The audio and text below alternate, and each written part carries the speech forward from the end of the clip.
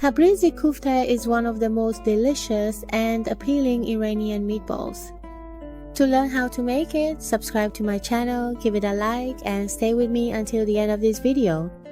To start, mix the ground meat with grated and drained onion, egg, salt, black pepper, red pepper, and turmeric.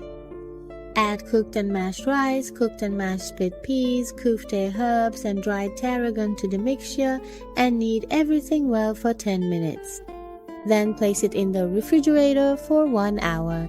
Sauté the chopped onion in some oil, add raisins, barberries, dried plums, and walnuts. Sauté briefly and then turn off the heat.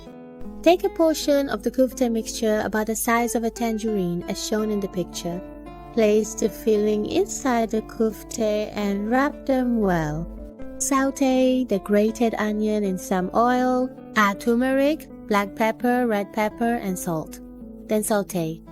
Add the tomato paste and sauté until its color is released. Add some water and let it come to a boil.